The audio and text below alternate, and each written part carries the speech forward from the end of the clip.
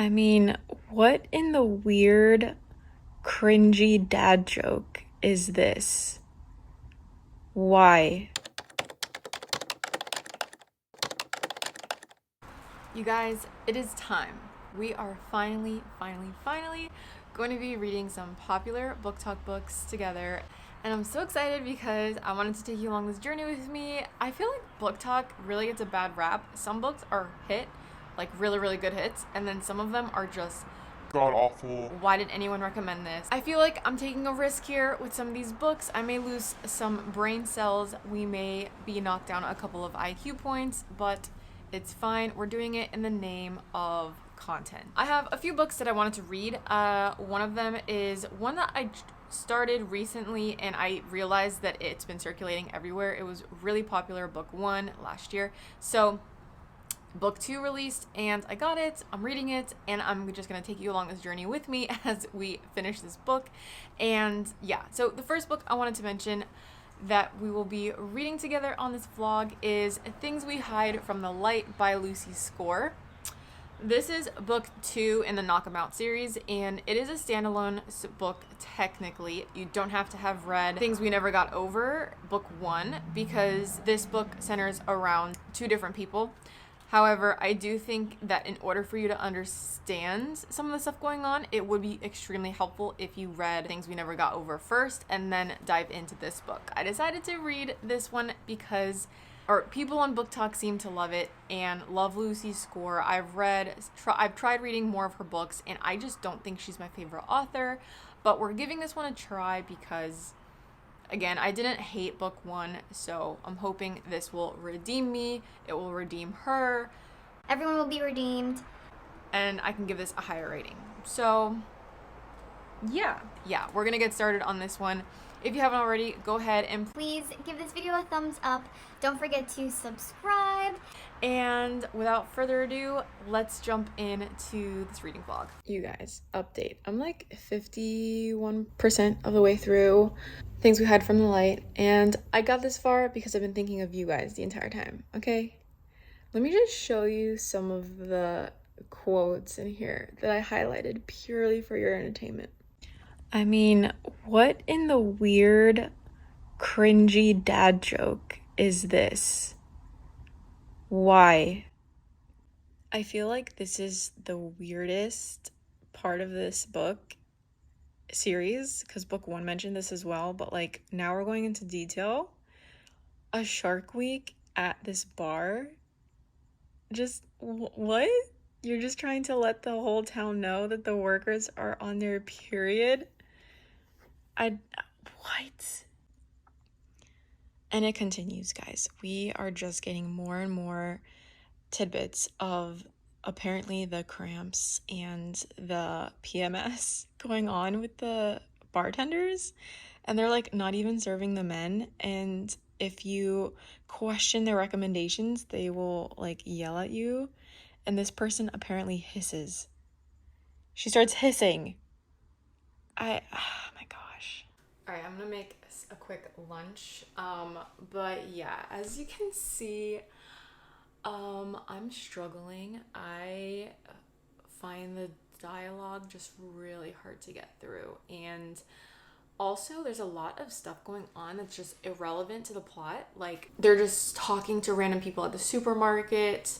We're getting intense descriptions of women's menstrual cycles at this bar, and it has nothing to do with the plot, and it's so tedious, boring. I'm just frankly very annoyed right now with this writing. I don't think Lucy Score is my author because I've tried also By a Thread by her and I hated that book. I think I gave it like 2 stars. So I don't know, we'll see if I keep reading or not, but I think we're gonna switch gears because I don't want it to put me in like a slump or just a bad mood for the day. So I'll keep you posted, but I think we may tackle beach read next. So yeah, I'll let you know. A few moments later.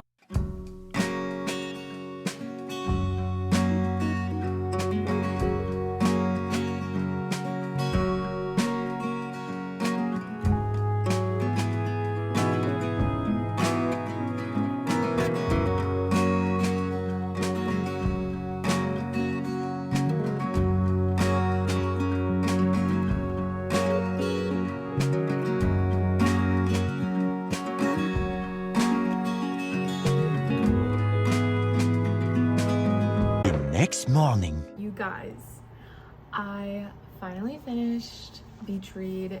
Read this so quickly. Also, ignore my little paw. But I just finished Beach Read. I read it in like 24 hours, so I kind of just read a little bit here and there at the beach, or I started at the beach, and then the day where I went to the pool, I basically did nothing but read this book. And I'm so dang happy that I did. this is a 5-star rating. Oh my gosh, I don't know what I was thinking. Actually, I do know what I was thinking, because when I look at this book, it's just really unappealing. Also, I don't feel like this is relevant at all. I don't think the title is relevant. I don't think the cover, the illustration makes any sense for this book. This is my own personal opinion. But that being said, I'm so thankful that I finally read this book because it was amazing. I loved it so much. This is probably one of the top books of the year for me. And yeah, this just surpassed all of my expectations.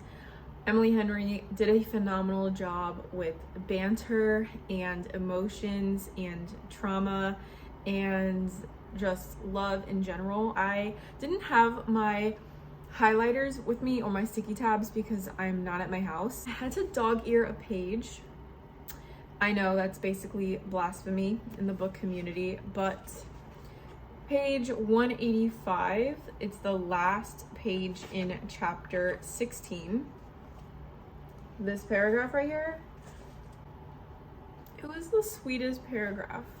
I loved it. I love Augustus so much, and it was really hard for me because I kept picturing Gus from Cinderella, so I just kept trying to, even though he was called Gus in the book, in my head I was referring to him as Augustus. Regardless, I love the setting. I was trying to picture a beach house, but I know this took place like at a lake house in Michigan or someplace like that in the Midwest.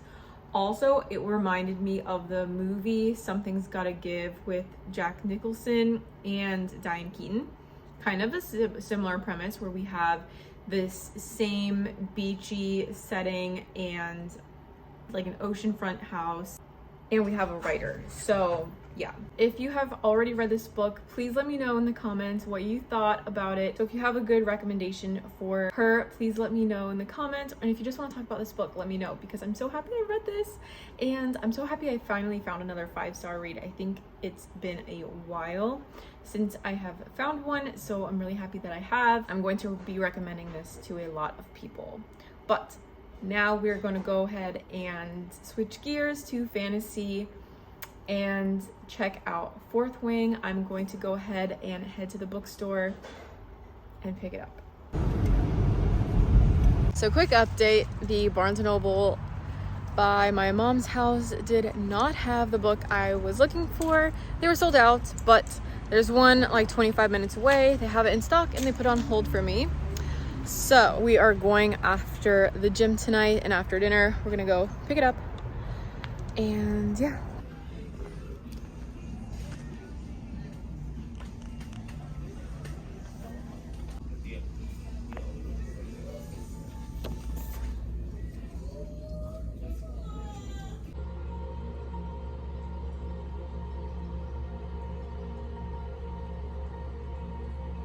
Okay, took about 14 chapters, but book officially got really, really good. Many tic tacs later. Okay guys, we are finally back home, and I finally finished Fourth Wing by Rebecca Yarros, and I have a lot of thoughts. If you haven't seen this book before, kind of popularized on TikTok, on YouTube. This has been, I think, an anticipated book release for a lot of people, particularly people in the fantasy space. This has been hyped up to be an Aragon 2.0, a Divergent spin-off, college academy that's giving Zodiac Academy vibes.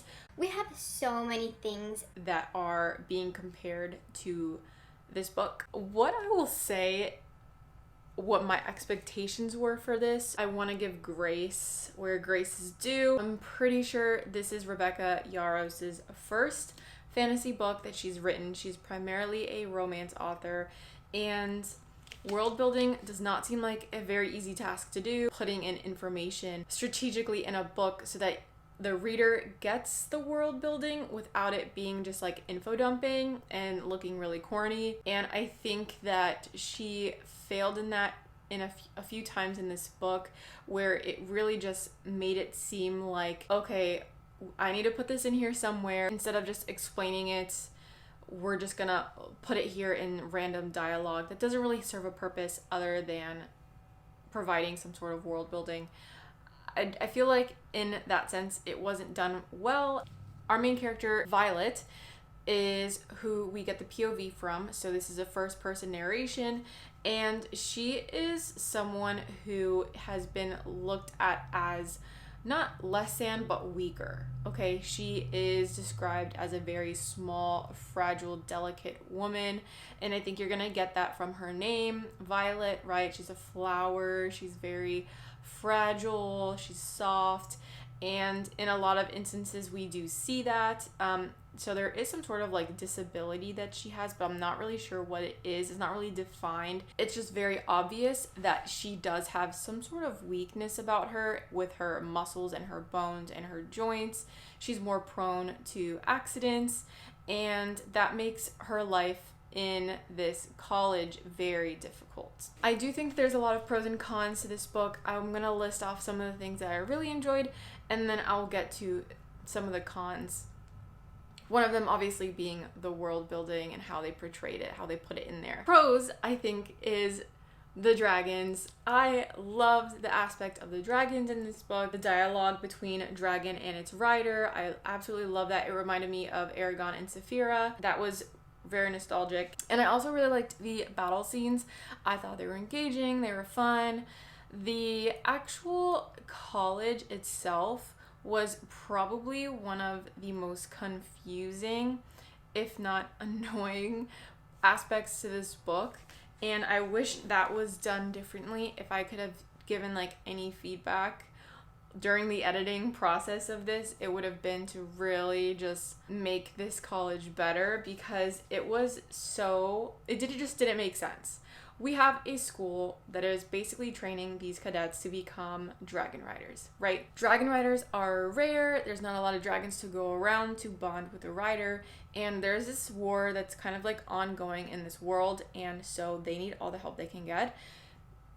My problem with this school is that they really don't care for their students, right? People are just dying left and right. It is ruthless, and it didn't make sense in multiple instances why people were either getting mercilessly killed or having accidents that were preventable if the school could have provided some sort of safety measures to be put in place in order to protect them. And it wasn't. It was just like every man for himself. Didn't really make sense to me. Overall, people were just dying left and right. And it would just got on my nerves, because it didn't make sense that a school that is trying to train these rare dragon riders don't care enough about these riders. Make it make sense. Another con that I think I had was the people that were against our main character. She has a lot of disability. She's seen as weak, and so people are trying to kind of get rid of her within the school because of who her mother is and the fact that she is weak, and so she can make the rest of the team appear weak as well, which could basically hinder them in battle. Potentially. And so they go out of their way to try and ruin this girl, and whatever that means. And I just found it to be so overplayed and so overdone. Again, what is the purpose? I thought, like, if you're a school of students, shouldn't you try to be looking out for one another? They're just trying. I feel like the author was portraying some of these students as ruthless and evil, but also trying to make it seem that it's not them that's evil, it's the school and the situation they're in that's making them that way. But it just was dumb. I don't know, I didn't like it. I felt like it could have been done differently. You know, when I'm thinking of books like Divergent, where they have all these tests they go through when they first choose a sector to go through, and they jump off this train, and they have to jump off this tower, and then they fall, and it's like a trust fall, and they have a net that catches them. Why couldn't there be something like that during multiple challenges and obstacle courses and things that happen in the book, where you could have protected the students and they don't? Another con that I had with specifically our main character, she seems in a lot of ways. I liked her overall, but there were some things that she did that just really bugged me. The inner monologue of her describing a character in this book multiple times, like how she found this person attractive. It's really awkward. I don't know. I feel like in a book you can appreciate someone's attractiveness without having to go into like detail every time this person does something. Like, oh my gosh, like I have tingles from like my head to my toes, and oh my gosh, it's getting hot and heavy in here, and like every time this person did something, our main character was having a reaction. Why?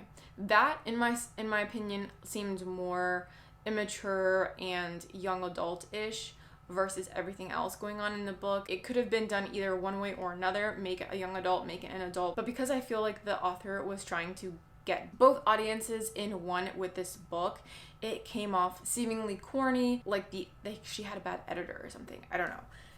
I'd love to know your opinions if you read this book, what you think. Overall, I liked it. It was entertaining. It was fun. The ending was really, really cool.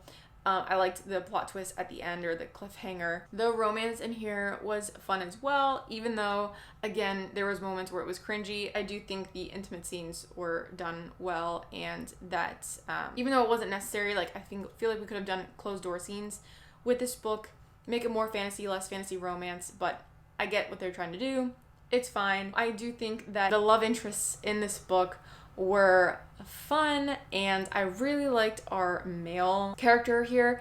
I feel like if they do another book, which I think there will be another book, he should be the star of the show, because Violet, she didn't wow me as a main character. She has so many flaws, not physical flaws, but just her like inner monologue. Listening to her over and over in the book was a lot for me. So yeah, I think overall I want to give this a 4 stars, but it's gonna be more like a 3.75.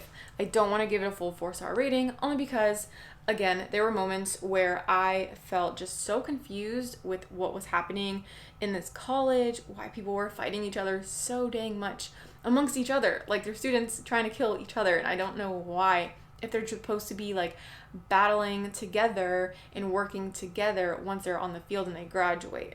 So it just didn't make sense to me. The world building also, I think, could have been done better in order for us to understand what's going on with this empire, the history of the dragons, everything like that. Overall, the story was fun. The battle scenes were great. I really did like the side characters in this book as well. We had a very interesting villain, not villain, as well, which was cool. So please let me know your thoughts. If you've read this book, have I encouraged you to read this? Let me know. But yeah, that is going to conclude this vlog.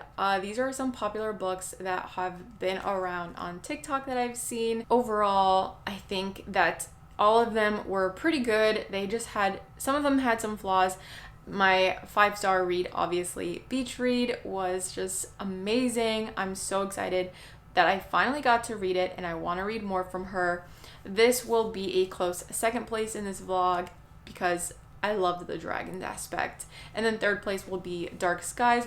Hi, yes, Editing Alley here. I don't know why I mentioned Dark Skies. That was from a completely separate video.